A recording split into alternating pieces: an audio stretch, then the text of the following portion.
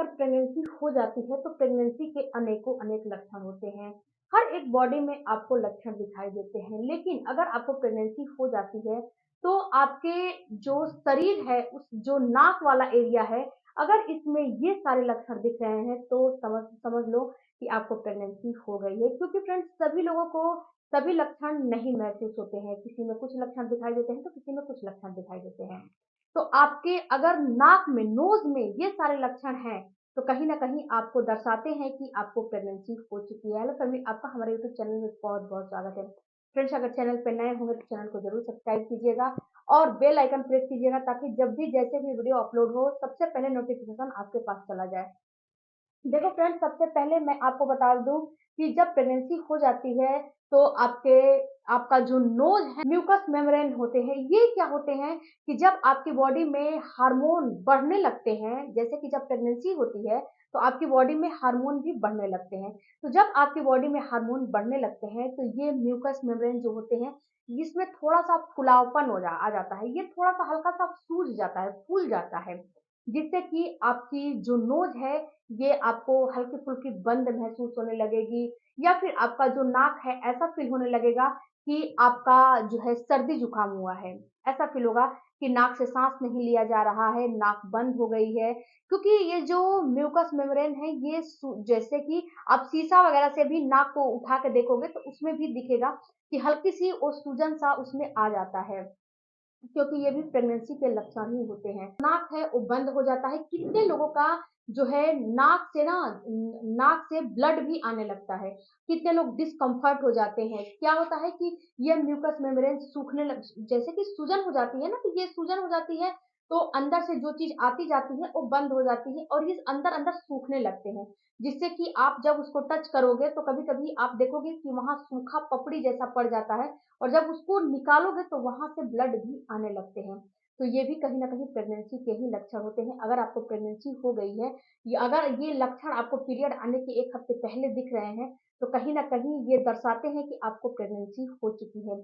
इसके बाद फ्रेंड्स, जो आपका ये म्यूकस मेम्ब्रेन है, ये कितने लोगों को 9 महीने तक बने रहते हैं। बीच में कुछ-कुछ दिन जो है ठीक हो जाते हैं, लेकिन 9 मंथ बिल्कुल बने रहते हैं। और फ्रेंड्स, ये गर्मियों में बहुत ज़्यादा दिखाई देते हैं।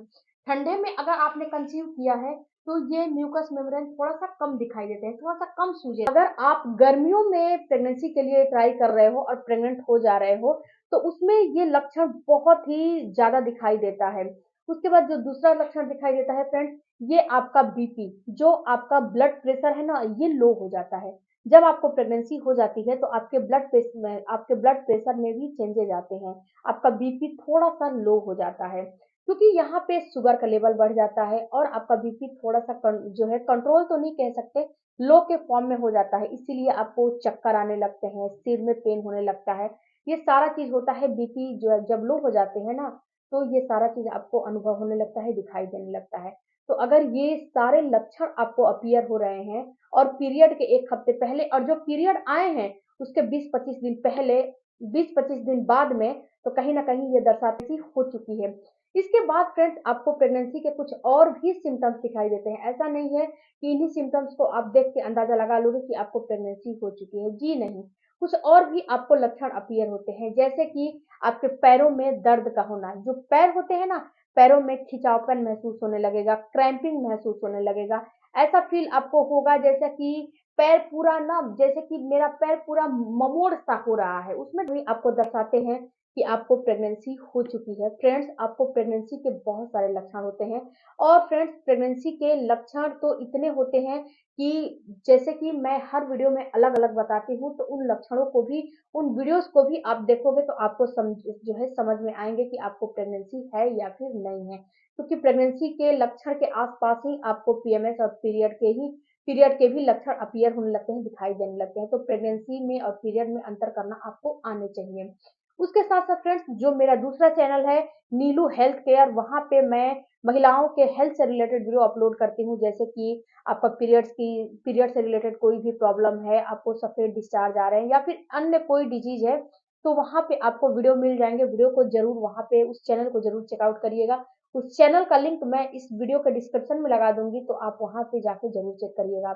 फ्रेंड्स, प्रेगनेंसी को आपको तब तक नहीं क्लियरफाई कर लेने हैं, क्लियर नहीं करने हैं, जब तक आपका पीरियड मिस नहीं हो जाता है और जब तक आप प्रेगनेंसी टेस्ट नहीं कर लेते हो, क्योंकि कभी-कभी क्या होता है कि महिलाएँ कन्फ्यूज़ हो जाती हैं।